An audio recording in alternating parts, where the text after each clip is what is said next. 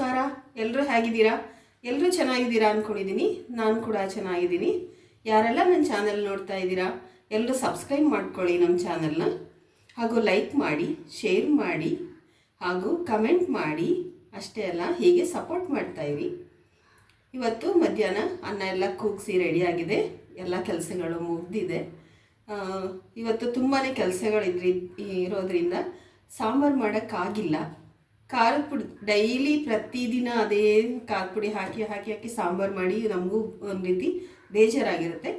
ಅದಕ್ಕೆ ಇವತ್ತು ಒಂದು ವಿಶೇಷವಾದಂತಹ ಒಂದು ಸಾಂಬಾರನ್ನು ಮಾಡ್ಕೊಳ್ಳೋಣ ಅಂತ. ಅಂದರೆ ಮೊಸರು ಸಾಂಬಾರು, ಮೊಸರು ಬಜ್ಜಿ ಅಂತ ಬೇಕಾದರೂ ಹೇಳ್ಬೋದು. ಅದನ್ನು ಯಾವ ರೀತಿ ಮಾಡ್ಕೊಳ್ಳೋದು ಅಂತ ನೋಡೋಣ ಬನ್ನಿ. ತುಂಬ ಸಿಂಪಲ್ ಆಗಿರುತ್ತೆ.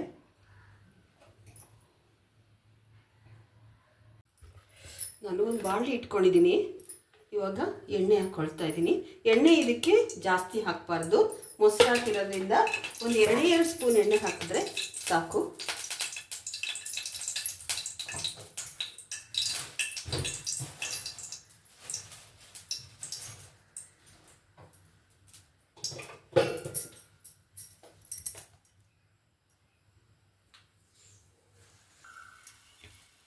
ಇವಾಗ ಸಾಸಿವೆ ಮತ್ತು ಜೀರಿಗೆನ ಹಾಕ್ತಾಯಿದ್ದೀನಿ.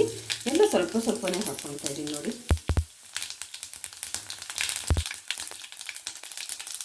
ಕರಿಬೇವಿನ ಸೊಪ್ಪನ್ನ ಹಾಕ್ಕೊಳ್ತಾ ಇದ್ದೀನಿ. ಮೆಣಸಿನ್ಕಾಯಿನ ಹಾಕ್ಕೊಳ್ತಾ ಇದ್ದೀನಿ. ಮೆಣಸಿನ್ಕಾಯಿ ಕೂಡ ಒಂದೇ ಹಾಕಿದ್ದೀನಿ. ನಿಮ್ಮ ಮನೆಗೆ ಎಷ್ಟು ಬೇಕು ನೋಡ್ಕೊಳ್ಳಿ.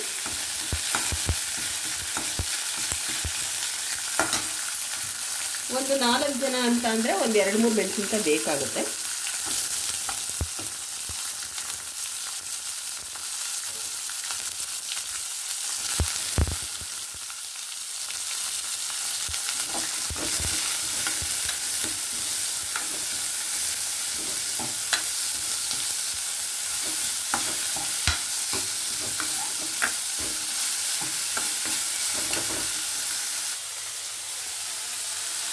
ನೋಡಿ, ಇಷ್ಟು ನಾನು ಉಪ್ಪನ್ನು ಹಾಕ್ಕೊಳ್ತಾ ಇದ್ದೀನಿ. ಪುಡಿ ಉಪ್ಪನ್ನು ಹಾಕ್ತಾಯಿದ್ದೀನಿ. ಬೇಕಾದರೆ ನಿಮ್ಮ ಹತ್ರ ಬ್ಲ್ಯಾಕ್ ಸಾಲ್ಟ್ ಅಥವಾ ಪಿಂಕ್ ಸಾಲ್ಟ್ ಇದ್ದರೆ ಅದನ್ನು ಕೂಡ ಹಾಕ್ಕೊಳ್ಬೋದು.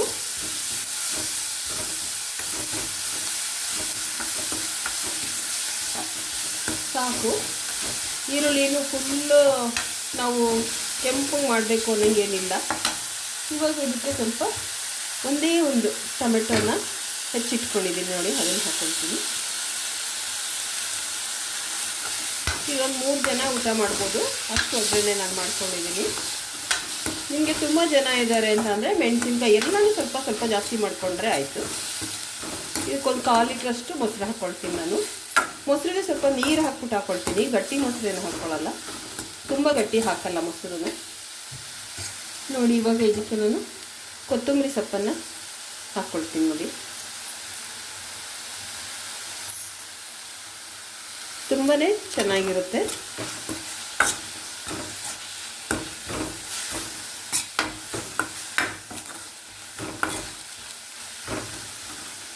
ನೋಡಿ, ಇಷ್ಟೇ. ಇವಾಗ ಇದಕ್ಕೆ ನಾನು ಮೊಸರನ್ನು ಹಾಕ್ಕೊಳ್ತೀನಿ. ಆದರೆ ಮೊಸರು ಹಾಕೋಕ್ಕೆ ಮೊದಲು ಇದು ತಣ್ಣಗಾಗೋದಕ್ಕೆ ಬಿಡಬೇಕು. ನೋಡಿ, ಒಗ್ಗರಣೆ ಎಲ್ಲ ತಣ್ಣಗಾಗಿದೆ. ಇವಾಗ ಇದಕ್ಕೆ ನಾನು ಮೊಸರನ್ನು ಹಾಕ್ಕೊಳ್ತೀನಿ. ಒಂದು ಸಲ ಕಡೆದು ಹಾಕ್ಕೊಳ್ಬೇಕು, ಹಂಗೆ ಹಾಕ್ಕೊಳ್ಬಾರ್ದು.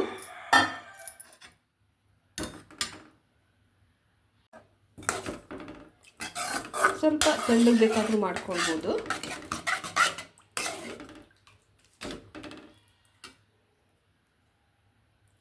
ನೋಡಿ ಎಷ್ಟು ಚೆನ್ನಾಗಾಗಿದೆ ಅಂತ, ತುಂಬಾ ರುಚಿಯಾಗಿರುತ್ತೆ. ನೋಡಿ, ಹಪ್ಪಳ ಹಾಕ್ಕೊಳ್ತಾ ಇದ್ದೀನಿ. ಈ ಥರ ಎಲ್ಲ ಮಾಡ್ಕೊಂಡಾಗ ನಮಗೆ ಹಪ್ಪಳ ಇರಬೇಕು. ಮಕ್ಕಳು ಕೂಡ ಈ ಥರ ಮಾಡಿಕೊಟ್ರೆ ತುಂಬಾ ಇಷ್ಟಪಡ್ತಾರೆ.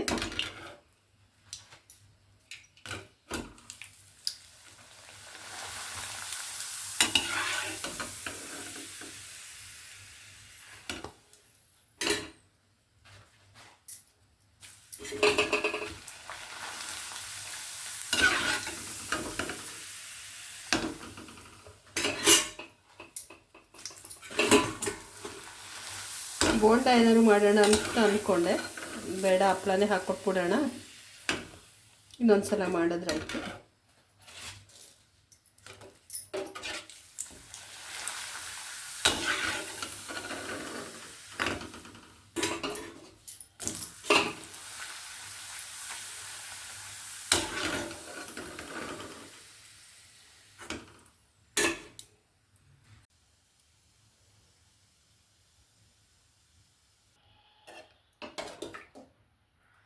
ಈಗ ಬಡಿಸ್ಕೊಳ್ಳೋಣ.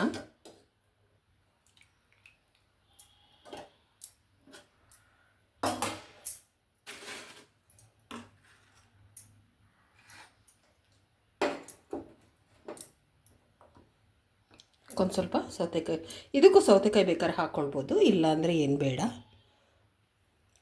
ನೋಡಿದ್ರಲ್ಲ ಇವತ್ತಿನ ಮೊಸರು ಸಾಂಬಾರು ಎಷ್ಟು ದಿಢೀರಂತ ಬೇಗ ಆಯಿತು.